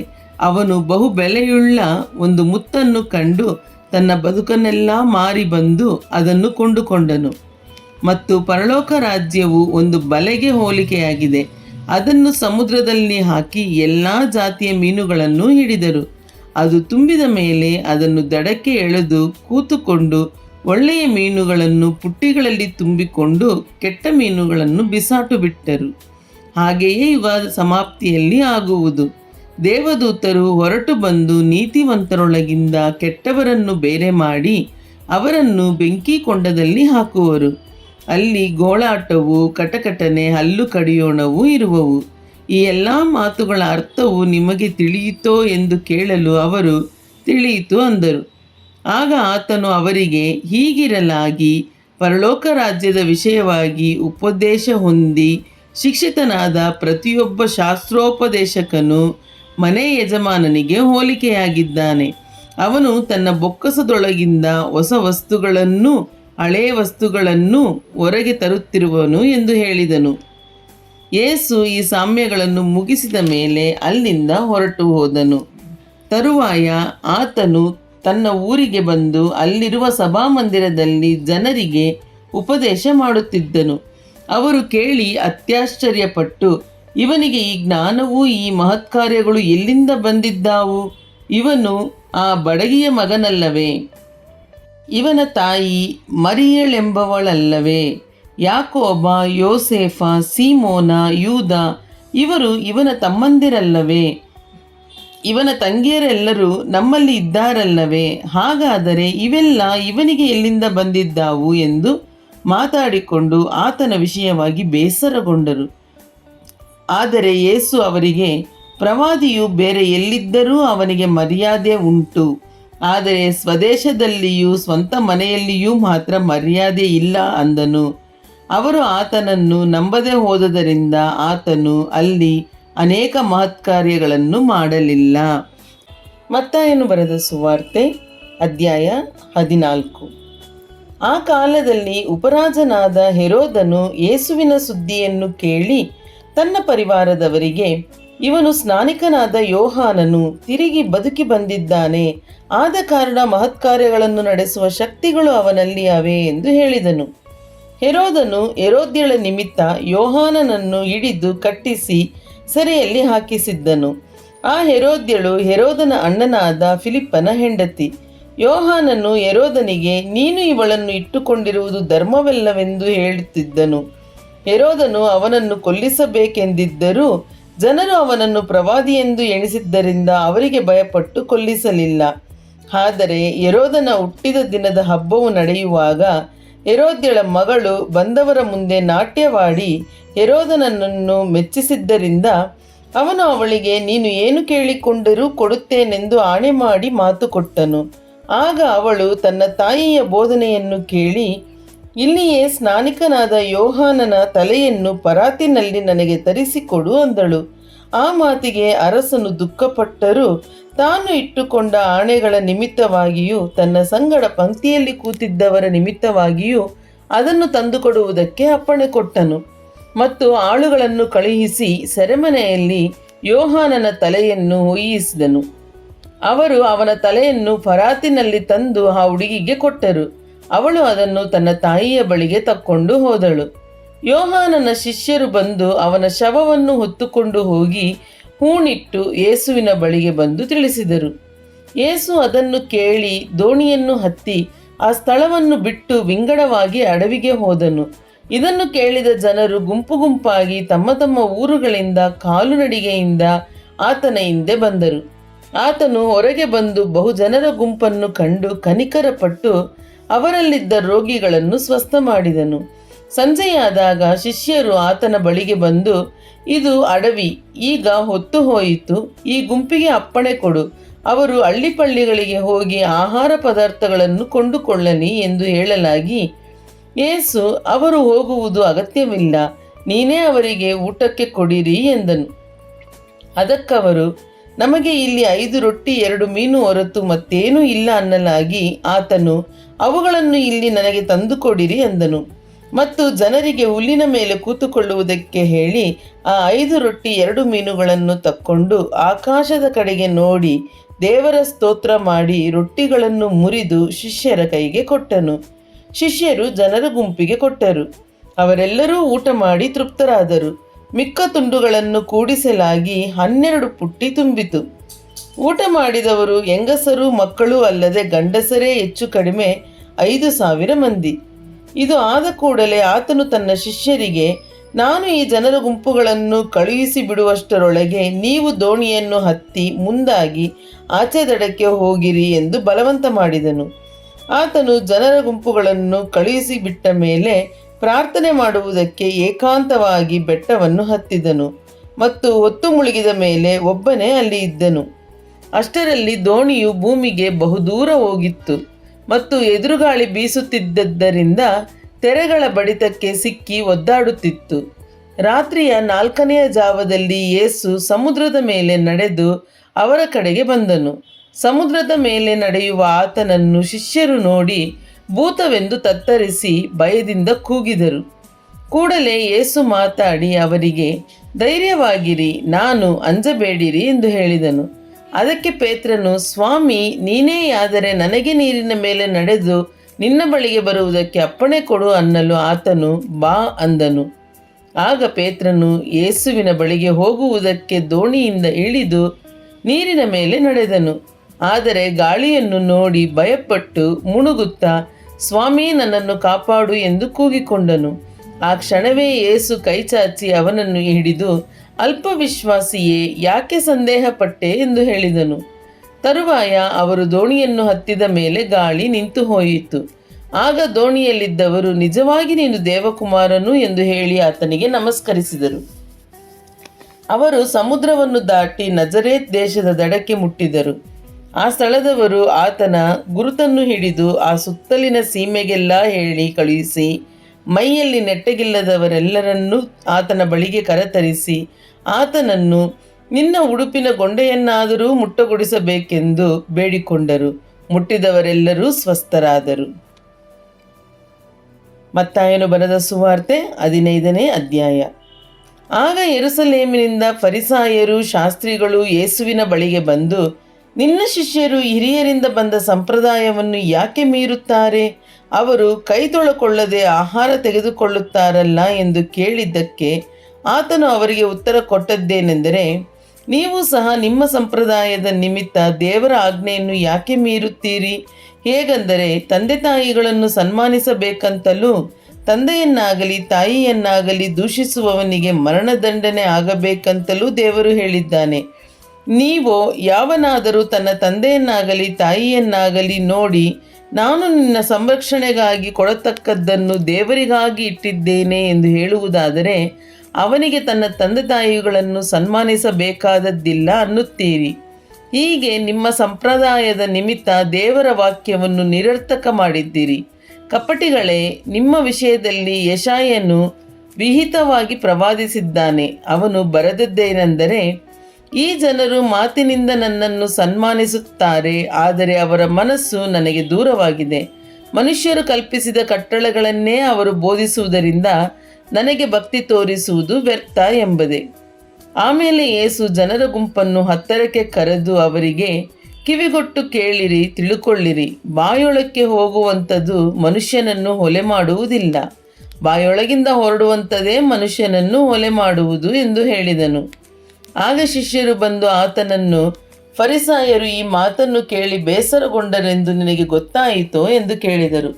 ಅದಕ್ಕೆ ಆತನು, ಪರಲೋಕದಲ್ಲಿರುವ ನನ್ನ ತಂದೆಯು ನೆಡದೆ ಇರುವ ಗಿಡಗಳನ್ನೆಲ್ಲ ಬೇರಿನೊಂದಿಗೆ ಕಿತ್ತು ಹಾಕಲ್ಪಡುವವು. ಅವರ ಮಾತನ್ನು ಬಿಡಿರಿ. ತಾವೇ ಕುರುಡರು, ಮತ್ತೊಬ್ಬರಿಗೆ ದಾರಿ ತೋರಿಸುವುದಕ್ಕೆ ಹೋಗುತ್ತಾರೆ. ಕುರುಡನು ಕುರುಡನಿಗೆ ದಾರಿ ತೋರಿಸಿದರೆ ಅವರಿಬ್ಬರೂ ಕುಣಿಯಲ್ಲಿ ಬೀಳುವರು ಅಂದನು. ಆಗ ಪೇತ್ರನು, ಆ ಸಾಮ್ಯದ ಅರ್ಥವನ್ನು ನಮಗೆ ಹೇಳು ಅನ್ನಲು ಆತನು, ನಿಮಗೂ ಇನ್ನೂ ಬುದ್ಧಿ ಇಲ್ಲವೇ? ಬಾಯೊಳಕ್ಕೆ ಹೋಗುವಂಥದ್ದು ಹೊಟ್ಟೆಯಲ್ಲಿ ಸೇರಿ ಬಹಿರ್ದೇಶಕ್ಕೆ ಹೋಗುತ್ತದೆ ಎಂದು ನಿಮಗೆ ತಿಳಿಯಲಿಲ್ಲವೋ? ಆದರೆ ಬಾಯೊಳಗಿಂದ ಹೊರಡುವಂತಹವುಗಳು ಮನಸ್ಸಿನೊಳಗಿನಿಂದ ಬರುತ್ತವೆ. ಇವೇ ಮನುಷ್ಯನನ್ನು ಹೊಲೆ ಮಾಡುವವು. ಹೇಗೆಂದರೆ, ಮನಸ್ಸಿನೊಳಗಿನಿಂದ ಕೆಟ್ಟ ಆಲೋಚನೆ, ಕೊಲೆ, ಹಾದರ, ಸೂಳೆಗಾರಿಕೆ, ಕಳ್ಳತನ, ಸುಳ್ಳು ಸಾಕ್ಷಿ, ಬೈಗಳು ಹೊರಟು ಬರುತ್ತವೆ. ಮನುಷ್ಯನನ್ನು ಕೆಡಿಸುವಂಥವುಗಳು ಇವೆ. ಆದರೆ ಕೈ ತೊಳಕೊಳ್ಳದೆ ಊಟ ಮಾಡುವುದು ಮನುಷ್ಯನನ್ನು ಕೆಡಿಸುವುದಿಲ್ಲ ಅಂದನು. ಯೇಸು ಅಲ್ಲಿಂದ ಹೊರಟು ತೂರ್, ಸೀದೋನ್ ಪಟ್ಟಣಗಳ ಪ್ರಾಂತ್ಯಗಳಿಗೆ ಹೋದನು. ಆ ಸೀಮೆಯಿಂದ ಕಾನಾನ್ಯರವರೊಬ್ಬಳು ಹೊರಟು ಬಂದು, ಸ್ವಾಮಿ, ದಾವೀದನ ಕುಮಾರನೇ, ನನ್ನನ್ನು ಕರುಣಿಸು, ನನ್ನ ಮಗಳಿಗೆ ದೆವ್ವದ ಕಾಟ ಬಹಳವಾಗಿದೆ ಎಂದು ಕೂಗಿಕೊಂಡಳು. ಆದರೆ ಆತನು ಆಕೆಗೆ ಏನೂ ಉತ್ತರ ಕೊಡಲಿಲ್ಲ. ಆಗ ಆತನ ಶಿಷ್ಯರು ಬಂದು, ನಮ್ಮ ಹಿಂದೆ ಕೂಗಿಕೊಂಡು ಬರುತ್ತಾಳೆ, ಆಕೆಯನ್ನು ಕಳುಹಿಸಿಬಿಡು ಎಂದು ಆತನನ್ನು ಬೇಡಿಕೊಂಡರು. ಅದಕ್ಕಾತನು, ತಪ್ಪಿಸಿಕೊಂಡ ಕುರಿಗಳಂತಿರುವ ಇಸ್ರಾಯೇಲನ ಮನೆತನದವರ ಬಳಿಗೇ ಹೊರತು ಮತ್ತಾರ ಬಳಿಗೂ ನಾನು ಕಳುಹಿಸಲ್ಪಟ್ಟವನಲ್ಲ ಅಂದನು. ಆಗ ಆಕೆ ಬಂದು ಆತನಿಗೆ ಅಡ್ಡಬಿದ್ದು, ಸ್ವಾಮಿ, ನನಗೆ ಅನುಗ್ರಹ ಮಾಡಬೇಕು ಅಂದಳು. ಅದಕ್ಕಾತನು, ಮಕ್ಕಳು ತಿನ್ನುವ ರೊಟ್ಟಿಯನ್ನು ತಕ್ಕೊಂಡು ನಾಯಿ ಮರಿಗಳಿಗೆ ಹಾಕುವುದು ಸರಿಯಲ್ಲ ಎಂದು ಉತ್ತರ ಕೊಡಲು ಆಕೆ, ಸ್ವಾಮಿ, ಆ ಮಾತು ನಿಜವೇ. ನಾಯಿ ಮರಿಗಳಂತೂ ತಮ್ಮ ಯಜಮಾನರ ಮೇಜಿನಿಂದ ಬೀಳುವ ರೊಟ್ಟಿಯ ತುಂಡುಗಳನ್ನು ತಿನ್ನುತ್ತವಲ್ಲ ಅಂದಳು. ಆಗ ಯೇಸು ಆಕೆಗೆ, ಅಮ್ಮ, ನಿನ್ನ ನಂಬಿಕೆ ಬಹಳ, ನಿನ್ನ ಮನಸ್ಸಿನಂತೆ ಆಗಲಿ ಎಂದು ಉತ್ತರ ಕೊಟ್ಟನು. ಅದೇ ಗಳಿಗೆಯಲ್ಲಿ ಆಕೆಯ ಮಗಳು ಸ್ವಸ್ಥಳಾದಳು. ಯೇಸು ಅಲ್ಲಿಂದ ಹೊರಟು ಗಲಿಲಾಯ ಸಮುದ್ರದ ಬಳಿಗೆ ಬಂದು ಬೆಟ್ಟವನ್ನು ಹತ್ತಿ ಅಲ್ಲಿ ಕೂತುಕೊಂಡನು. ಆಗ ಜನರು ಗುಂಪು ಗುಂಪಾಗಿ ಆತನ ಬಳಿಗೆ ಬಂದು ಕುಂಟರು, ಕುರುಡರು, ಮೂಕರು, ಕೈಕಾಲಿಲ್ಲದವರು ಈ ಮುಂತಾದ ಅನೇಕರನ್ನು ಕರೆತಂದು ಅವರನ್ನು ಆತನ ಪಾದಗಳ ಬಳಿಯಲ್ಲಿ ಬಿಟ್ಟರು. ಆತನು ಅವರನ್ನು ವಾಸಿ ಮಾಡಿದನು.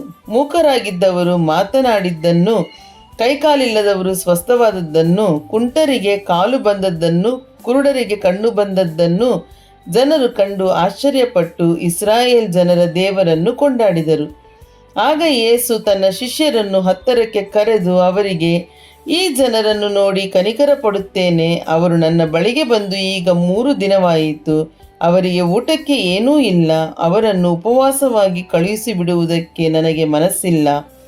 ದಾರಿಯಲ್ಲಿ ಬಳಲಿ ಹೋದಾರು ಎಂದು ಹೇಳಿದನು.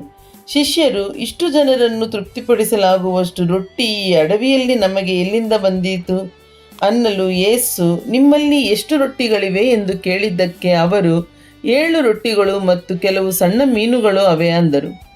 ಆಗ ಆತನು ಜನರ ಗುಂಪಿಗೆ ನೆಲದ ಮೇಲೆ ಕೂತುಕೊಳ್ಳಿರಿ ಎಂದು ಅಪ್ಪಣೆ ಕೊಟ್ಟು ಆ 7 ರೊಟ್ಟಿಗಳನ್ನು ಮೀನುಗಳನ್ನು ತೆಗೆದುಕೊಂಡು ದೇವರಿಗೆ ಸ್ತೋತ್ರ ಮಾಡಿ ಅವುಗಳನ್ನು ಮುರಿದು ಶಿಷ್ಯರಿಗೆ ಕೊಡಲು ಶಿಷ್ಯರು ಗುಂಪಿನವರಿಗೆ ಹಂಚಿಕೊಟ್ಟರು. ಎಲ್ಲರೂ ಊಟ ಮಾಡಿ ತೃಪ್ತರಾದರು. ಮಿಕ್ಕ ತುಂಡುಗಳನ್ನು ಕೂಡಿಸಲಾಗಿ 7 ಎಡಿಗೆ ತುಂಬಿದವು. ಊಟ ಮಾಡಿದವರು ಹೆಂಗಸರು ಮಕ್ಕಳು ಅಲ್ಲದೆ ಗಂಡಸರೇ 4,000 ಮಂದಿ. ಬಳಿಕ ಆತನು ಆ ಜನರ ಗುಂಪನ್ನು ಕಳುಹಿಸಿಬಿಟ್ಟು ದೋಣಿಯನ್ನು ಹತ್ತಿ ಮಗದಾನ ಸೀಮೆಗೆ ಬಂದನು. ಮತ್ತಾಯನು ಬರೆದ ಸುವಾರ್ತೆ 16ನೇ ಅಧ್ಯಾಯ. ತರುವಾಯ ಫರಿಸಾಯರು ಸದ್ದುಕಾಯರು ಬಂದು ಆತನನ್ನು ಪರೀಕ್ಷಿಸುವುದಕ್ಕಾಗಿ, ನೀನು ಆಕಾಶದಲ್ಲಿ ಒಂದು ಸೂಚಕ ಕಾರ್ಯವನ್ನು ತೋರಿಸಿಕೊಡಬೇಕೆಂದು ಕೇಳಿದರು. ಆತನು ಅವರಿಗೆ, ಸಂಜೆ ವೇಳೆಯಲ್ಲಿ ನೀವು ಆಕಾಶವು ಕೆಂಪಾಗಿದೆ, ನಿರ್ಮಲ ದಿನ ಬರುವುದು ಅನ್ನುತ್ತೀರಿ. ಬೆಳಿಗ್ಗೆ ಆಕಾಶವು ಮೋಡ ಮುಚ್ಚಿಕೊಂಡು ಕೆಂಪಾಗಿದೆ, ಈ ಹೊತ್ತು ಗಾಳಿ ಮಳೆ ಅನ್ನುತ್ತೀರಿ ಅಲ್ಲವೇ?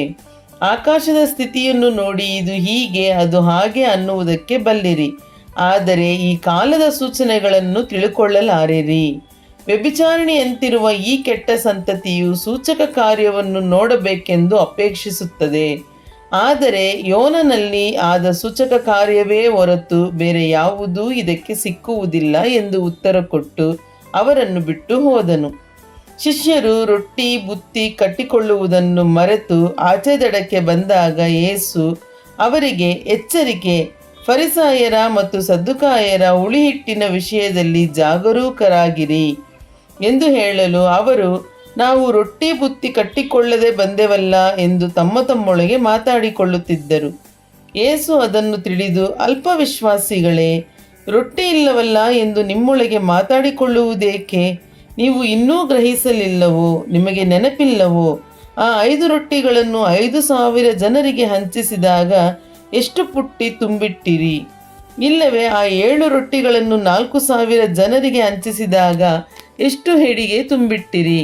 ನಾನು ರೊಟ್ಟಿಯನ್ನು ಕುರಿತು ಮಾತಾಡಲಿಲ್ಲವೆಂಬುದು ನಿಮಗೆ ತಿಳಿಯದೇ ಇರುವುದು ಹೇಗೆ? ಎಚ್ಚರಿಕೆ, ಫರಿಸಾಯರ ಮತ್ತು ಸದ್ದುಕಾಯರ ಹುಳಿ ಹಿಟ್ಟಿನ ವಿಷಯದಲ್ಲಿ ಜಾಗರೂಕರಾಗಿರಿ ಅಂದನು.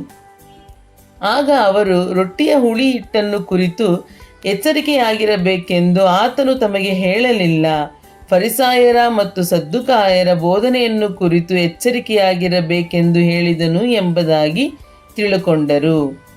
ಯೇಸು ಫಿಲಿಪ್ಪನ ಕೈಸರೆಯ ಎಂಬ ಪಟ್ಟಣದ ಪ್ರಾಂತ್ಯಕ್ಕೆ ಬಂದಾಗ ಜನರು, ಮನುಷ್ಯಕುಮಾರನೆಂಬ ನನ್ನನ್ನು ಯಾರು ಅನ್ನುತ್ತಾರೆ ಎಂದು ತನ್ನ ಶಿಷ್ಯರನ್ನು ಕೇಳಿದ್ದಕ್ಕೆ ಅವರು, ನಿನ್ನನ್ನು ಕೆಲವರು ಸ್ನಾನಿಕನಾದ ಯೋಹಾನನು ಅನ್ನುತ್ತಾರೆ, ಕೆಲವರು ಎಲೀಯನು ಅನ್ನುತ್ತಾರೆ, ಬೇರೆ ಕೆಲವರು ಯೆರೆಮೀಯನು, ಇಲ್ಲವೇ ಪ್ರವಾದಿಗಳಲ್ಲಿ ಒಬ್ಬನು ಅನ್ನುತ್ತಾರೆ ಎಂದು ಹೇಳಿದರು.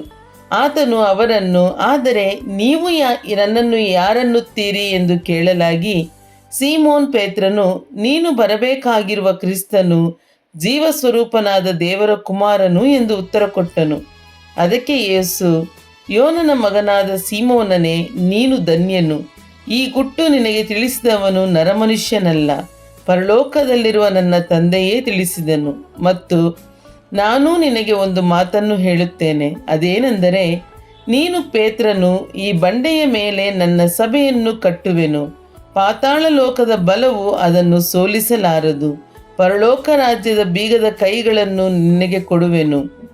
ಭೂಲೋಕದಲ್ಲಿ ನೀನು ಯಾವುದನ್ನು ಕಟ್ಟುತ್ತೀಯೋ ಅದು ಪರಲೋಕದಲ್ಲಿಯೂ ಕಟ್ಟಿರುವುದು, ಮತ್ತು ಭೂಲೋಕದಲ್ಲಿ ನೀನು ಯಾವುದನ್ನು ಬಿಚ್ಚುತ್ತೀಯೋ ಅದು ಪರಲೋಕದಲ್ಲಿಯೂ ಬಿಚ್ಚಿರುವುದು ಅಂದನು. ಆಗ ಆತನು, ನಾನು ಕ್ರಿಸ್ತನಾಗಿದ್ದೇನೆಂಬುದನ್ನು ಯಾರಿಗೂ ಹೇಳಬೇಡಿರಿ ಎಂದು ಶಿಷ್ಯರಿಗೆ ಖಂಡಿತವಾಗಿ ಹೇಳಿದನು. ಅಂದಿನಿಂದ ಯೇಸು ಕ್ರಿಸ್ತನು ತಾನು ಯೆರೂಸಲೇಮಿಗೆ ಹೋಗಿ ಅಲ್ಲಿ ಹಿರಿಯರಿಂದಲೂ ಮಹಾಯಾಜಕರಿಂದಲೂ ಶಾಸ್ತ್ರಿಗಳಿಂದಲೂ ಬಹು ಕಷ್ಟಗಳನ್ನು ಅನುಭವಿಸಿ ಕೊಲ್ಲಲ್ಪಟ್ಟು 3ನೆಯ ದಿನದಲ್ಲಿ ಜೀವಿತನಾಗಿ ಎಬ್ಬಿಸಲ್ಪಡಬೇಕೆಂದು ತನ್ನ ಶಿಷ್ಯರಿಗೆ ತಿಳಿಸುವುದಕ್ಕೆ ಪ್ರಾರಂಭ ಮಾಡಿದನು. ಆಗ ಪೇತ್ರನು ಆತನ ಕೈ ಹಿಡಿದು, ಸ್ವಾಮಿ, ದೇವರು ನಿನ್ನನ್ನು ಕಾಯಲಿ, ನಿನಗೆ ಹೀಗೆ ಎಂದಿಗೂ ಆಗಬಾರದು ಎಂದು ಆತನನ್ನು ಗದರಿಸುವುದಕ್ಕೆ ಪ್ರಾರಂಭಿಸಲು, ಆತನು ತಿರುಗಿಕೊಂಡು ಪೇತ್ರನಿಗೆ, ಸೈತಾನನೇ, ನನ್ನ ಮುಂದೆ ನಿಲ್ಲಬೇಡ, ನಡೆ, ನನಗೆ ನೀನು ವಿಘ್ನವಾಗಿದ್ದಿ. ನಿನ್ನ ಯೋಚನೆ ಮನುಷ್ಯರ ಯೋಚನೆಯೇ ಹೊರತು ದೇವರದಲ್ಲ ಎಂದು ಹೇಳಿದನು. ಮತ್ತು ಯೇಸು ತನ್ನ ಶಿಷ್ಯರಿಗೆ ಹೇಳಿದ್ದೇನೆಂದರೆ, ಯಾವನಿಗಾದರೂ ನನ್ನ ಹಿಂದೆ ಬರುವುದಕ್ಕೆ ಮನಸ್ಸಿದ್ದರೆ ಅವನು ತನ್ನನ್ನು ನಿರಾಕರಿಸಿ ತನ್ನ ಶಿಲುಬೆಯನ್ನು ಹೊತ್ತುಕೊಂಡು ನನ್ನ ಹಿಂದೆ ಬರಲಿ. ತನ್ನ ಪ್ರಾಣವನ್ನು ಉಳಿಸಿಕೊಳ್ಳಬೇಕೆಂದಿರುವವನು ಅದನ್ನು ಕಳಕೊಳ್ಳುವನು, ಆದರೆ ನನ್ನ ನಿಮಿತ್ತವಾಗಿ ತನ್ನ ಪ್ರಾಣವನ್ನು ಕಳಕೊಂಡುವವನು ಅದನ್ನು ಕಂಡುಕೊಳ್ಳುವನು. ಒಬ್ಬ ಮನುಷ್ಯನು ಲೋಕವನ್ನೆಲ್ಲ ಸಂಪಾದಿಸಿಕೊಂಡರೂ ಪ್ರಾಣ ನಷ್ಟಪಟ್ಟರೆ ಅವನಿಗೆ ಪ್ರಯೋಜನವೇನು? ಅಥವಾ ಒಬ್ಬನು ತನ್ನ ಪ್ರಾಣಕ್ಕೆ ಏನು ಈಡು ಕೊಟ್ಟಾನು? ಮನುಷ್ಯಕುಮಾರನು ತನ್ನ ತಂದೆಯ ಪ್ರಭಾವದೊಡನೆ ತನ್ನ ದೂತರ ಸಮೇತವಾಗಿ ಬರುವನು. ಆವಾಗ ಆತನು ಒಬ್ಬೊಬ್ಬನಿಗೆ ಅವನವನ ನಡತೆಗೆ ತಕ್ಕ ಫಲವನ್ನು ಕೊಡುವನು. ನಿಮಗೆ ನಿಜವಾಗಿ ಹೇಳುತ್ತೇನೆ, ಇಲ್ಲಿ ನಿಂತವರೊಳಗೆ ಕೆಲವರು ಮನುಷ್ಯಕುಮಾರನು ತನ್ನ ರಾಜ್ಯದಲ್ಲಿ ಬರುವುದನ್ನು ನೋಡುವ ತನಕ ಮರಣ ಹೊಂದುವುದಿಲ್ಲ ಅಂದನು. ಮತ್ತಾಯನು ಬರೆದ ಸುವಾರ್ತೆ 17ನೇ ಅಧ್ಯಾಯ. 6 ದಿವಸಗಳಾದ ಮೇಲೆ ಯೇಸು ಪೇತ್ರನನ್ನೂ ಯಾಕೋಬನನ್ನೂ ಇವನ ತಮ್ಮನಾದ ಯೋಹಾನನನ್ನು ಮಾತ್ರ ವಿಂಗಡವಾಗಿ ಕರಕೊಂಡು ಎತ್ತರವಾದ ಬೆಟ್ಟಕ್ಕೆ ಹೋದನು. ಅಲ್ಲಿ ಅವರ ಕಣ್ಣ ಮುಂದೆ ಆತನ ರೂಪ ಬೇರೆಯಾಯಿತು. ಆತನ ಮುಖವು ಸೂರ್ಯನ ಹಾಗೆ ಪ್ರಕಾಶಿಸಿತು. ಆತನ ವಸ್ತ್ರಗಳು ಬೆಳಕಿನಂತೆ ಬೆಳ್ಳಗಾದವು. ಇದಲ್ಲದೆ ಮೋಶೆಯೂ ಎಲೀಯನೂ ಆತನ ಸಂಗಡ ಮಾತಾಡುತ್ತಾ ಅವರಿಗೆ ಕಾಣಿಸಿಕೊಂಡರು. ಆಗ ಪೇತ್ರನು ಯೇಸುವಿಗೆ, ಸ್ವಾಮಿ, ನಾವು ಇಲ್ಲೇ ಇರುವುದು ಒಳ್ಳೆಯದು. ಅಪ್ಪಣೆಯಾದರೆ ಇಲ್ಲಿ 3 ಪರ್ಣಶಾಲೆಗಳನ್ನು ಕಟ್ಟುವೆನು, ನಿನಗೊಂದು, ಮೋಶೆಗೊಂದು, ಎಲೀಯನಿಗೊಂದು ಎಂದು ಹೇಳಿದನು. ಹೀಗೆ ಮಾತಾಡುತ್ತಿರುವಾಗಲೇ ಕಾಂತಿಯುಳ್ಳ ಮೋಡವು ಅವರ ಮೇಲೆ ಕವಿಯಿತು. ಇದಲ್ಲದೆ ಆ ಮೋಡದೊಳಗಿಂದ, ಈತನು ಪ್ರಿಯನಾಗಿರುವ ನನ್ನ ಮಗನು, ಈತನನ್ನು ನಾನು ಮೆಚ್ಚಿದ್ದೇನೆ, ಈತನ ಮಾತನ್ನು ಕೇಳಿರಿ ಎಂಬ ಆಕಾಶವಾಣಿ ಆಯಿತು. ಶಿಷ್ಯರು ಇದನ್ನು ಕೇಳಿ ಬಹಳವಾಗಿ ಹೆದರಿ ಬೋರಲ ಬಿದ್ದರು. ಆದರೆ ಯೇಸು ಹತ್ತಿರಕ್ಕೆ ಬಂದು ಅವರನ್ನು ಮುಟ್ಟಿ, ಏಳಿರಿ, ಹೆದರಬೇಡಿರಿ ಅಂದನು. ಅವರು ಕಣ್ಣೆತ್ತಿ ನೋಡಿದಾಗ ಯೇಸುವನ್ನೇ ಹೊರತು ಮತ್ತಾರನ್ನೂ ಕಾಣಲಿಲ್ಲ. ಅವರು ಆ ಬೆಟ್ಟದಿಂದ ಇಳಿದು ಬರುತ್ತಿರುವಾಗ ಯೇಸು ಅವರಿಗೆ, ನೀವು ಈಗ ಕಂಡ ದರ್ಶನವನ್ನು ಮನುಷ್ಯಕುಮಾರನು ಸತ್ತು ಜೀವಿತನಾಗಿ ಎಬ್ಬಿಸಲ್ಪಡುವ ತನಕ ಯಾರಿಗೂ ಹೇಳಬೇಡಿರೆಂದು ಖಂಡಿತವಾಗಿ ಹೇಳಿದನು. ಆಗ ಆತನ ಶಿಷ್ಯರು, ಎಲೀಯನು ಮೊದಲು ಬರುವುದು ಅಗತ್ಯವೆಂಬುದಾಗಿ ಶಾಸ್ತ್ರಿಗಳು ಹೇಳುತ್ತಾರಲ್ಲ, ಇದು ಹೇಗೆ ಎಂದು ಆತನನ್ನು ಕೇಳಿದಕ್ಕೆ ಆತನು, ಎಲೀಯನು ಬರುವುದು ನಿಜ, ಬಂದು ಎಲ್ಲವನ್ನೂ ತಿರುಗಿ ಸರಿ ಮಾಡುವನು. ಆದರೆ ನಾನು ನಿಮಗೆ ಹೇಳುವುದೇನೆಂದರೆ, ಎಲೀಯನು ಬಂದು ಹೋದನು, ಜನರು ಅವನ ಗುರುತು ಅರಿಯದೆ ತಮ್ಮ ಮನಸ್ಸಿಗೆ ಬಂದಂತೆ ಅವನಿಗೆ ಮಾಡಿದರು. ಅವನಿಗಾದಂತೆ ಮನುಷ್ಯಕುಮಾರನಿಗೆ ಸಹ ಅವರ ಕಡೆಯಿಂದ ಹಿಂಸೆಯಾಗುವುದು ಎಂದು ಉತ್ತರ ಕೊಟ್ಟನು. ಆಗ ಸ್ನಾನಿಕನಾದ ಯೋಹಾನನ ವಿಷಯವಾಗಿ ತಮಗೆ ಈ ಮಾತನ್ನು ಹೇಳಿದನೆಂದು ಶಿಷ್ಯರು ತಿಳ್ಕೊಂಡರು. ಅವರು ಜನರ ಗುಂಪಿನ ಬಳಿಗೆ ಬಂದಾಗ ಒಬ್ಬನು ಆತನ ಹತ್ತಿರಕ್ಕೆ ಬಂದು ಆತನ ಮುಂದೆ ಮೊಣಕಾಲೂರಿ ವಂದಿಸಿ, ಸ್ವಾಮಿ, ನನ್ನ ಮಗನನ್ನು ಕರುಣಿಸು, ಅವನು ಮೂರ್ಛಾರೋಗದಿಂದ ಬಹಳ ಕಷ್ಟಪಡುತ್ತಾನೆ. ಆಗಾಗ್ಗೆ ಬೆಂಕಿಯಲ್ಲಿಯೂ ಆಗಾಗ್ಗೆ ನೀರಿನಲ್ಲಿಯೂ ಬೀಳುತ್ತಿರುವನು. ಅವನನ್ನು ನಿನ್ನ ಶಿಷ್ಯರ ಬಳಿಗೆ ಕರಕೊಂಡು ಬಂದಿದ್ದೇನೆ, ಆದರೆ ಅವನಿಗೆ ವಾಸಿ ಮಾಡುವುದಕ್ಕೆ ಅವರಿಂದ ಆಗದೇ ಹೋಯಿತು ಅಂದನು. ಅದಕ್ಕೆ ಯೇಸು, ಎಲ್ಲ ನಂಬಿಕೆ ಇಲ್ಲದಂಥ ಮೂರ್ಖ ಸಂತಾನವೇ, ನಾನು ಇನ್ನೆಷ್ಟು ದಿನ ನಿಮ್ಮ ಸಂಗಡ ಇರಲಿ, ಇನ್ನೆಷ್ಟು ದಿನ ನಿಮ್ಮನ್ನು ಸಹಿಸಿಕೊಳ್ಳಲಿ? ಅವನನ್ನು ಇಲ್ಲಿ ನನ್ನ ಬಳಿಗೆ ತಕ್ಕೊಂಡು ಬನ್ನಿರಿ ಅಂದನು. ಯೇಸು ಅವರನ್ನು ಗದರಿಸಲು ದೆವ್ವ ಅವನನ್ನು ಬಿಟ್ಟು ಹೋಯಿತು. ಆ ಕ್ಷಣವೇ ಆ ಹುಡುಗನಿಗೆ ಸ್ವಸ್ಥವಾಯಿತು. ತರುವಾಯ ಶಿಷ್ಯರು ಏಕಾಂತವಾಗಿ ಯೇಸುವಿನ ಬಳಿಗೆ ಬಂದು ಅದನ್ನು ಬಿಡಿಸಲಿಕ್ಕೆ ನಮ್ಮಿಂದ ಯಾಕೆ ಆಗಲಿಲ್ಲವೆಂದು ಕೇಳಲು ಆತನು ಅವರಿಗೆ, ನಿಮ್ಮ ನಂಬಿಕೆ ಕಡಿಮೆಯಾಗಿರುವುದರಿಂದಲೇ ಆಗಲಿಲ್ಲ.